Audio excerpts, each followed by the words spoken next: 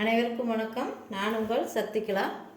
இப்போ இந்த வீடியோவில் ஆரி போடுறதுக்கு துணியில் எப்படி ப்ளவுஸ் வச்சு மார்க் பண்ணுறது, ப்ளவுஸ் துணியிலங்கிறத இந்த வீடியோவில் நம்ம பார்க்கலாம்.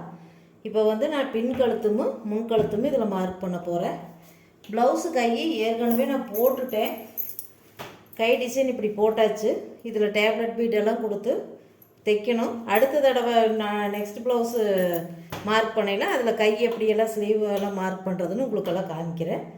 இது நான் முதல்லையே வெட்டி வச்சுட்டேன். அப்படிங்கிறதுனால சேலை இதே கலர் இப்படியே ஜருகை பார்ட்ரு எல்லாம் இப்படியே வர்றதுனால அதுக்கு ஆப்போசிட் கலரில் டிசைன் பண்ணியிருக்கிறேன். இதே மாதிரி தான் கழுத்துக்கும் முன்பக்கமும் டிசைன் பண்ணலான்ட்ருக்கிறேன். இப்போ உங்களுக்கு இது எப்படி மார்க் பண்ணுறதுன்னு இந்த வீடியோவில் காமிக்கிறேன். அளவு ப்ளவுஸ் போட்டு எப்படி மார்க் பண்ணுறது. இப்போ நாமளே வெட்டி நாமளே தைக்கிற மாதிரி இருந்தால் நம்ம லைனிங்கில் அளவெல்லாம் எடுத்து போட்டு அந்த லைனிங் போட்டு அப்படியே மார்க் பண்ணோம்னா ஈஸியாக இருக்குது. இப்போ நம்ம ஆரி மட்டும்தான் போடுறோம் அப்படிங்கிற மாதிரி இருந்ததுன்னா அளவு ப்ளவுஸை போட்டு மார்க் பண்ணலாம். எப்படி மார்க் பண்ணுறதுங்கிறது இந்த வீடியோவில் சொல்கிறேன்.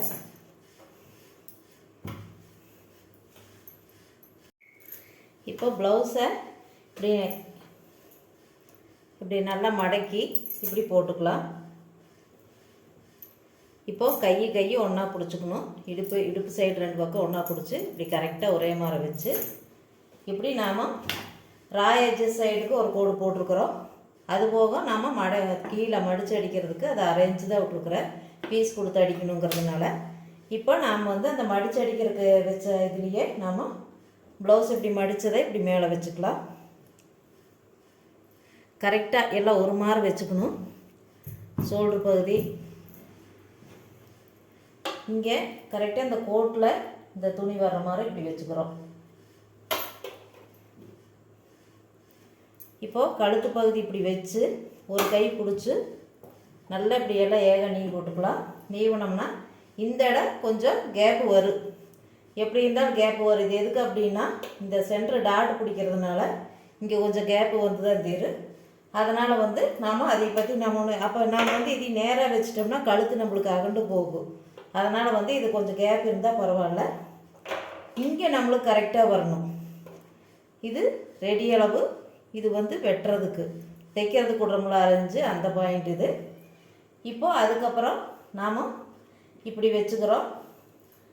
இது இடுப்பளவு இங்கே மார்க் பண்ணிக்கலாம். அதுபோக டாட்டுக்கு இங்கே கொஞ்சம் தான் இருக்குது. அதனால் கொஞ்சம் கேப்பு டாட்டுக்கு இப்படி விட்டுக்கலாம். இப்போ தையல் கூடுறதெல்லாம் நாம் விடணுங்கிறது இல்லை. அது துணி வெட்டையில் அதை இது பண்ணிக்கலாம். இப்போது இங்கே அழுத்தி பிடிச்சிக்கணும். கரெக்டாக இந்த கோட்டில் துணியை வச்சு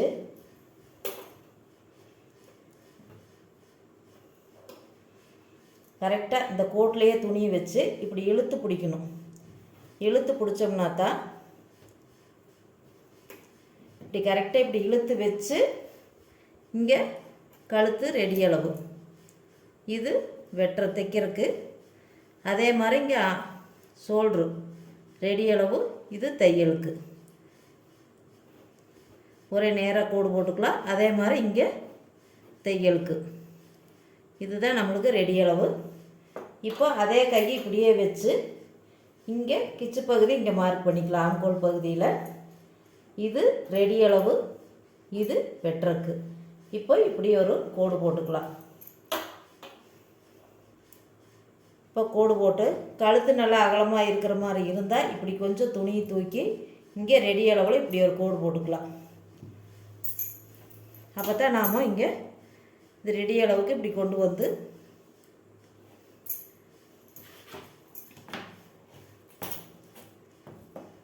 ஃபஸ்ட்டு இதை அளந்து பார்த்துக்கலாம். உள்கழுத்து எவ்வளோ இருக்குதுன்னு.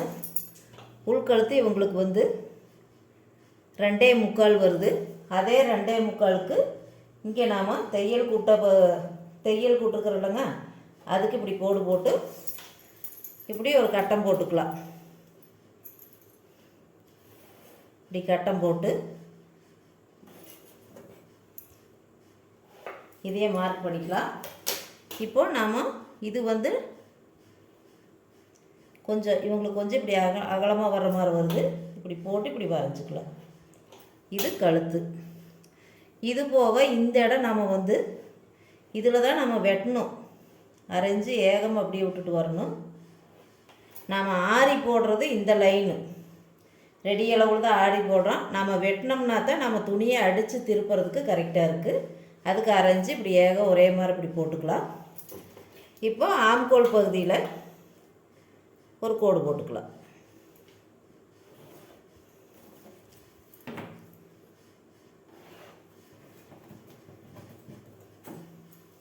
கோடு போட்டு இதில் 1.25 இன்ச்சு இப்படி விட்டு இங்கிருந்து சரி அளவு எவ்வளோ வருதுன்னு பார்த்தா 5.5 வருது. 5.5ல் பாதி 2.75. அதே மாதிரி இங்கிருந்து 2 இன்ச்சுக்கு இப்படி மார்க் பண்ணி இது வளைவு போட்டுக்கலாம். ஆம்கோலுக்கு இது நம்ம வளைவு போட்டுக்கிறோம். இதெல்லாம் தைக்கையில் தான் நம்மளுக்கு கரெக்டாக இது பண்ணிக்க முடியும். இப்போ நம்ம இப்படி வளைவு போட்டுக்கலாம். இனி இது போக இங்கே தையலுக்கு இப்படி வர்ற மாதிரி வரும். இப்போ இவ்வளோதாங்க. இதில் நாம் ஆரி போடுறது இந்த லைனாக தான் இருக்கணும். இப்போ இதிலிருந்து ஷோல்டரில் சரி பாதி அளவுக்கு இந்த இடுப்பு பகுதியில் எவ்வளோ வருதுன்னு பார்த்தோம்னா 8.5 வருது. 8.5ல் பாதி 4.25. 4.25க்கு இங்கே குறித்து இதிலிருந்து எப்படி இருந்தாலும் 3.5 இன்ச்சு எப்படி இருந்தாலும் டாட் பிடிப்போம். அதனால் இதுக்கு இப்படி ஒரு மார்க் பண்ணிக்கலாம். இந்தெல்லாம் அரைஞ்சு இது டாட் பிடிக்கிறதுக்கு அதையும் இப்படி மார்க் பண்ணிக்கலாம். ஏன்னா கீழே ப்ளவுஸ்லேயும் கொஞ்சம் ஆரி போடுற மாதிரி இருந்தால் இப்போ இந்த இடம் விட்டுறணும். நாம் இது இப்படி டாட்டுக்கு போயிடு. அப்போ அல்லையில் இங்கே தான் நம்ம கொஞ்சம் சின்ன சின்ன புட்டாஸ் போடுறதுன்னா போடணும். இப்போ இவ்வளோதான் அளவுங்க. இதையும் நாம் கொஞ்சம் திக்காக போட்டுக்கலாம். இப்போ ஒரு சைடுக்கு நாம் இப்படி வரைஞ்சிட்டோம். இது இப்படி நம்ம திக்காக இப்படி போட்டோம்னா தான் நம்மளுக்கு இதே அளவு துணி திருப்பியில் அந்த பக்கம் உழுகு. இப்போ சின்ன சின்ன புட்டாஸெல்லாம் இங்கே போடுறது அப்படின்னா இங்கே ஆம்கோல் பகுதி இந்த அளவு தான் நான் தெரிஞ்சிருச்சு நம்மளுக்கு. இப்போ இதோட வெட்டிட்டாங்கன்னா நாம் இங்கெல்லாம் கொஞ்சம் புட்டாக போடலாம். நம்ம டிசைன் போட்டது போக இங்கே தேவைப்பட்டால் போடலாம். இது நம்மளுக்கு அளவு ப்ளவுஸோட ரெடி அளவு இது.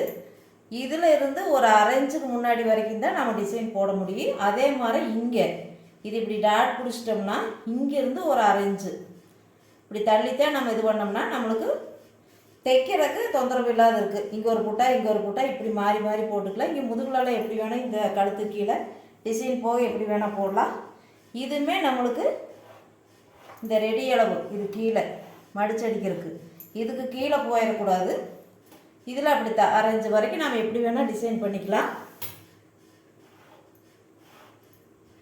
நாம் ஆரி போடுறது எப்போவுமே ஒரு 3 லைனு செயின் ஸ்டிச்சு ஜரிகையில் போட்டுட்டு அதுக்கப்புறம் தான் நம்ம பீட் ஒர்க்கெல்லாம் பண்ணணும். எடுத்தோடனே இந்த லைனில் பீட் ஒர்க் கொடுத்துட்டோம்னா நம்ம ஊசி எப்படி இருந்தாலும் அதில் போய் பட்டுன்னு படுறதுக்கு வாய்ப்பு இருக்குது. அதுக்கு தான் எப்போவுமே ஒரு இந்த அளவுக்கு 1/4 இன்ச் அளவுக்கு எப்படி இருந்தாலும் சில்க் த்ரெட்லேயோ ஜரி இதுலேயோ 3 லைன் போட்டுக்கணும். 3 லைன் 4 லைன் போட்டோம்னா மட்டும்தான் நம்மளுக்கு தைக்கிறதுக்கு இந்த இடம் தொந்தரவு இல்லாத இருக்குது. நாம் தைச்சாலும் யார் தைச்சாலும் அவங்களுக்கு தொந்தரவு இல்லாத இருக்குது. இப்போ இது எல்லாம் இப்படியே திக் பண்ணியாச்சு. கரெக்டாக சரி பகுதியாக அப்படியே மறுபடியும் திருப்பி மடிச்சுக்கலாம்.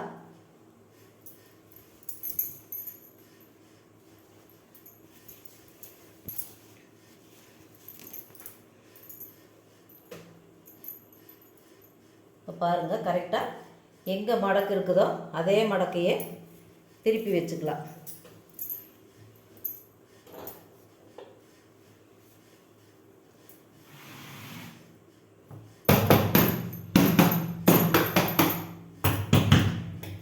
இப்படி மடக்கிக்கலாம். நாம் திக்காக போட்டது எப்படி இருந்தாலும் கொஞ்ச நாள் லைட்டானாலும் அந்த பக்கம் உளுந்துருக்கு. இப்போ பாருங்கள், நம்மளுக்கு இந்த பக்கம் லைன் தெரியுது பாருங்கள். இதில் அப்படியே நாம் மார்க் பண்ணிக்கலாம்.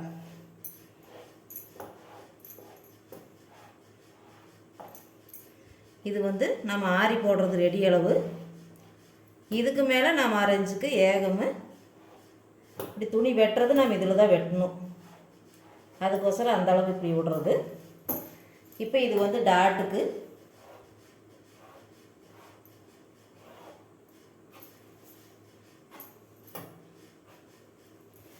ஆம்கோல் பகுதி மார்க் பண்ணிக்கலாம்.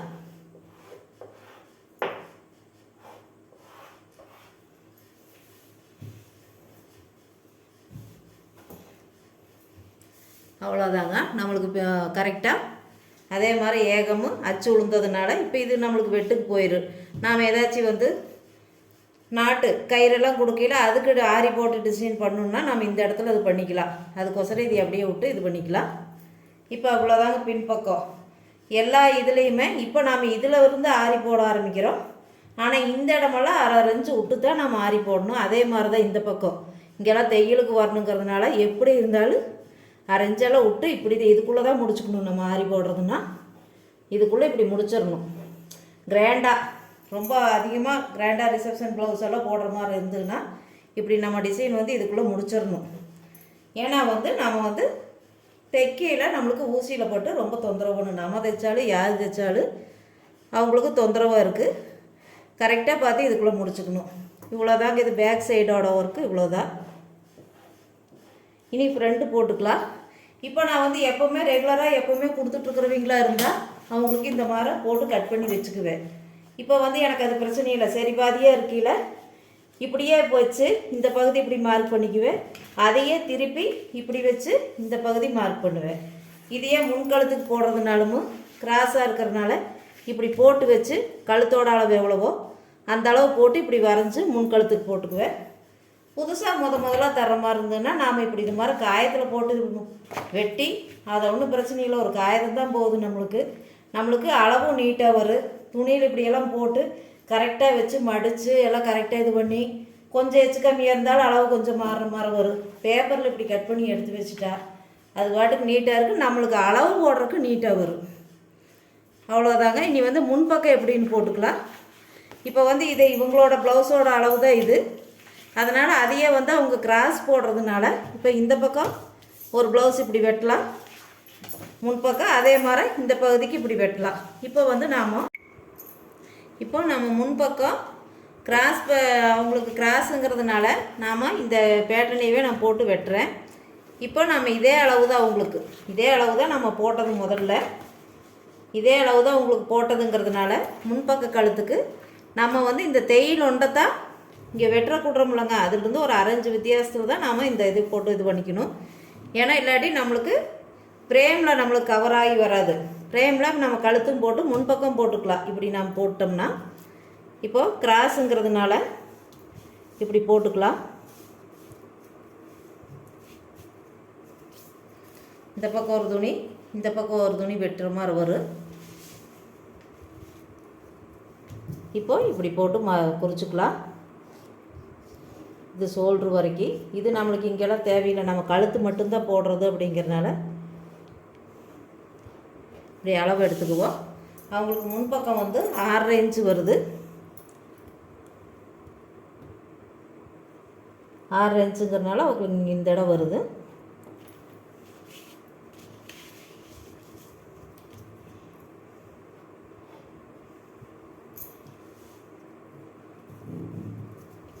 கொஞ்சம் கீழே இறக்கி வச்சுக்கலாம். ஏன்னா இங்கே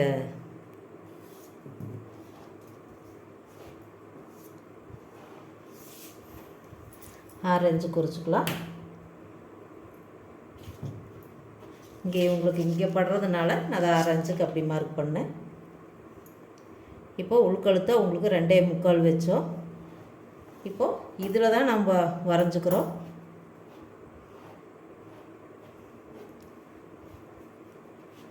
இப்படித்தான் உங்களுக்கு முன்பக்க ஷேப் வரும். நாம் இதில் ஆரி போடுற மாதிரி வரும். இதில் எந்த அளவு வேணால் போட்டுக்கலாம். முன்பக்க வளைவு இப்படி வெட்டுறதுக்கு கரெக்டாக 4 இன்ச்சு வித்தியாசத்தில் வெட்டிக்கலாம். இப்படி வெட்டுறதுக்கு வெட்டிக்கலாம். ஏன்னா நம்மளுக்கு ஃப்ரேமில் கொஞ்சம் இடிக்காத இருக்குது. இல்லாட்டி வந்து ஃப்ரேமில் மாட்டையில் 18 இன்ச்சு ஃப்ரேமுங்கிறனால சதுர ஃப்ரேமாக இருந்தால் பிரச்சனை இல்லை. ரவுண்டு ஃப்ரேமு அப்படிங்கிறனால கரெக்டாக வெட்டுறதுக்கு மட்டும்தான் அளவாக ஒரு அழுத்தமாக வரும். இப்படி போட்டோம்னா நம்மளுக்கு கழுத்தும் கவராக்கி ஒரே தடவையிலேயே பின்பக்கம் போட்டு முன்பக்கம் போட்டுக்கலாம். இல்லாட்டி நம்ம முன்பக்கம் தனியாக போட்டுட்டு அதுக்கப்புறம் பின்பக்கம் போடுற மாதிரி வரும். ஒவ்வொரு துணி எப்படிங்கிறத பார்த்து அதுக்கு தகுந்த மாதிரி அட்ஜஸ்ட் பண்ணி போட்டுக்கலாம்.